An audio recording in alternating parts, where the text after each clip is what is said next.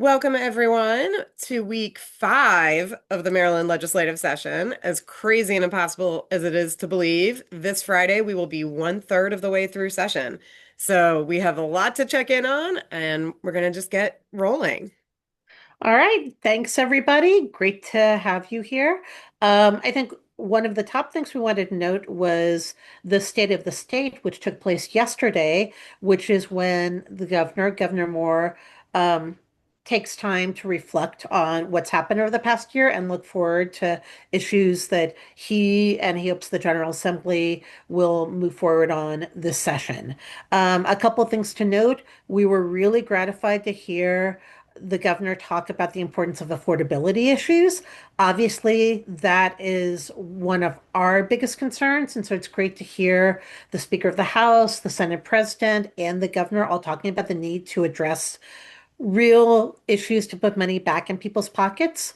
We hope that these bills will move forward and bring real relief. So the governor talked a little bit about energy reform and all of the things that need to happen, both in terms of putting money back in people's pockets now, but also longer term changes to how we manage energy in the state. He also talked very much about the housing, both the need to build housing and build more housing, and the governor has a housing package, as well as keeping people housed. So that was something that is really important and is in line with the work we're doing. Um, he talked about the need to protect our immigrant communities, and it's one of the areas where we are really supporting allies who are leading this work, just by helping to weigh in and add another voice of support because we know all of Maryland is better when all of our neighbors are safe and can live in peace and security. And he talked about the need for education, which again is something that we feel is critically important. A lot of our work focuses on protecting people from predatory education, things like for-profit colleges or, charging for school lunches or withholding transcripts for debts. So we were also happy to hear him talk about education and investment in communities that have been disinvested from for many, many years. So happy to hear this. Hoping this all means really meaningful reforms, focusing on the needs of people, not corporate profits. And it was great to hear that state of the state. And with that, I think we have a lot of issues because we are, a third of the way through that we've been talking about that deal with a lot of these issues, both technically and big picture. So we want to just give you a recap of some of the bills that have taken place over the past week and then look ahead at what's coming up. Absolutely. And the work continues on tenant advocacy bills. Last week, we talked about two bills that dealt with what landlords can screen for when they're determining whether or not to accept tenants into their housing. One of those bills was heard, the crossfile was heard in the Senate on Tuesday. That bill, Senate Bill 335, protects voucher holders from discrimination. So it prohibits the landlord from using past credit history or past income verification to determine whether or not they will lease to a voucher holder, since voucher holders are already working with an administrative agency that will provide most of the rent, that has done income verification for them. We really feel that this is an unnecessary, duplicative, and sometimes discriminatory step. So there's an action alert coming on that bill soon. It's been heard in both chambers, so we are hoping to see some action. And today in the Senate, the good cause legislation will be heard. It's only two for and two against because it is a prior introduction. So in the Senate, a lot of bills that have been heard before have limited public testimony. But very strong support of that bill. The situation is very similar to last year. We're worried about harmful amendments that could sort of barter. We get good cause, but we lose ground in other places. So the theme with that bill is to support the bill and no weakening amendments. Great. And very exciting work on the tenant screening and hopefully good news for good cause. Tuesday was basically Consumer Protection Day in the House Economic Matters Committee. So we testified on a number of bills and also provided written testimony on other bills. Some of the bills we worked on, one was on consumer contracts, and that's House Bill 103.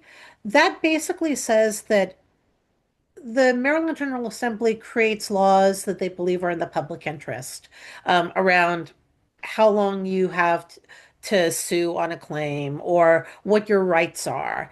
And House Bill 103 simply says that anything that the General Assembly has passed is what's in law, and there can be no contract that weakens protections that the General Assembly has already put into place.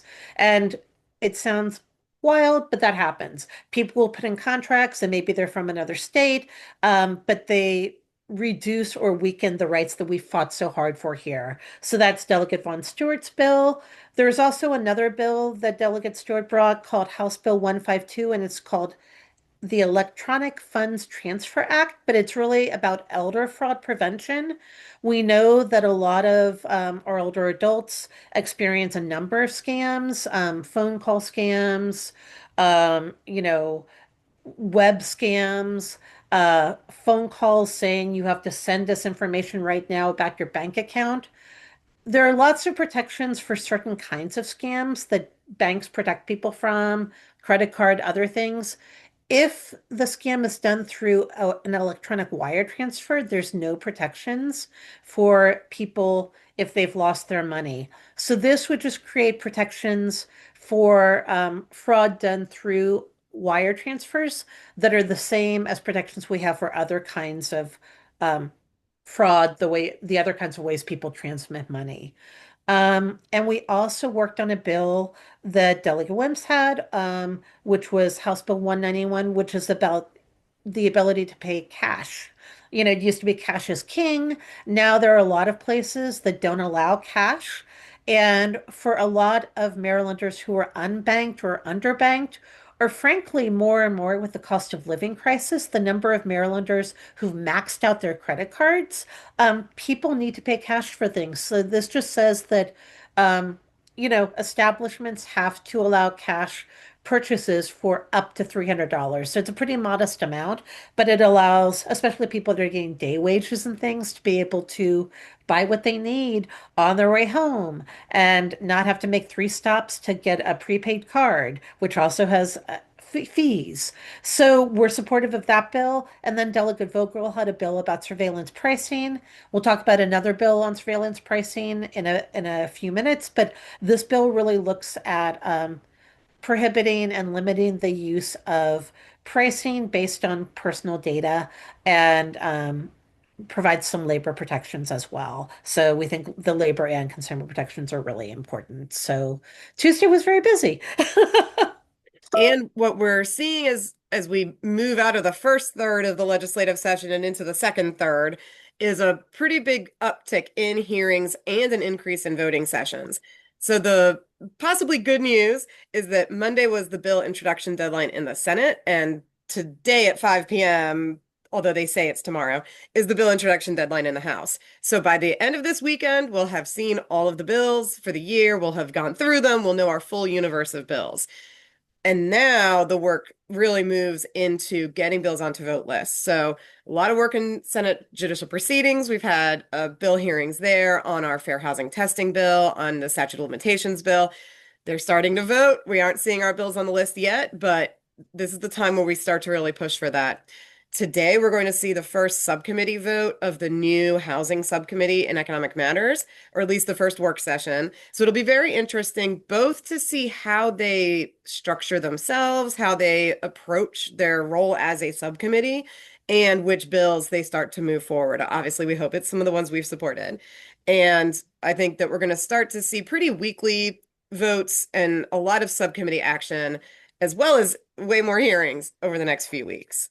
Yep. And I think that's one thing for people to know. Just because we have a 90-day session, the clock is really starting to tick now. So it's really important for our bills to get on the voting list and get voted out so that they can cross over to the other chamber and move forward. And this is where a lot of our work, in addition to testifying, is going to be really trying to get those bills onto the list and get them voted so we can make sure that they have a chance of crossing the finish line. Yeah. We have two main opponents. One is the corporate lobby who doesn't want reform. The other is the clock. And so that 90-day clock is sometimes even more dangerous to us than the corporate lobbyists, but not always.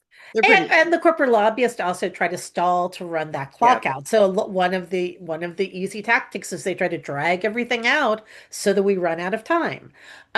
So we're trying to make sure that legislators hear from you all that you want these things to pass so that they feel some time pressure to move them. So you all are the push to get that clock moving. A couple bills that are coming up next week. One I wanted to mention, we're really excited to be working with Governor Moore on a bill to address grocery prices.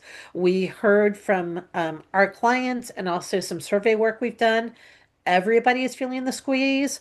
I know when I did my holiday meal planning this year, it was a little bit painful. And so I feel like a lot of people around the state are agreeing with me. Governor Moore has legislation that he's introducing that deals with surveillance and dynamic pricing on groceries.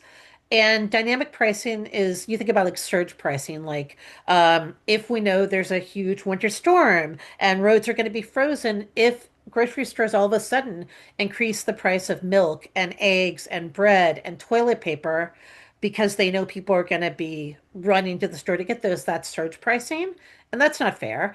And the other is surveillance pricing, which is even harder to see, but even creepier if you're like me, which is where they use all of the private data, the clicks on your website, what you look at, what you pause, all kinds of things that tell you that they collect who you are as a person. And I pay a different price for my grocery bag than JBD does for her grocery bag, even though we're buying the exact same bag of groceries, because they've made some assessments about what I'm willing to pay. And so the bill will prohibit both of those kinds of pricing so that what you pay, we're paying equally. There's good competition and a level playing field. It does not limit discounts, so we can still get discounts if you're a loyal shopper, those kinds of things. But it does make sure that we're all going into the store and seeing the same price for the same bag of groceries. So we're excited about that.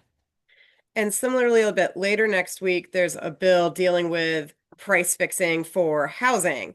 And some of these landlords are using these AI tools to secretly and behind closed computer screens fix the price of housing and raise the rents in really unfair and uncompetitive ways. So next week's going to be a good week for more action on some of these emerging tools that have a lot of potential, but too often are being used for corporate profits and not consumer benefits. Absolutely.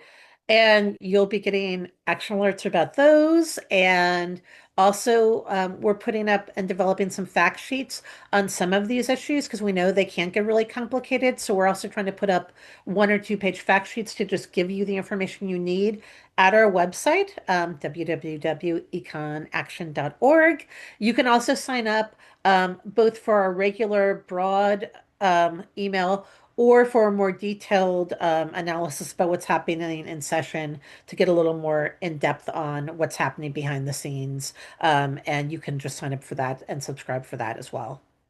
And make sure to like and follow us on social media. And if you Please. are interested in our work, please share so that everyone else can see it too. Thank you. And if you have any questions, just let us know too. We're happy to answer any other questions. And thanks for all your calls and emails so far. It makes a huge difference. Check your spam filter, make sure you're getting our email and action alerts. And again, your voices, your calls, your emails are making the difference. So please keep at it and please share these. Thanks.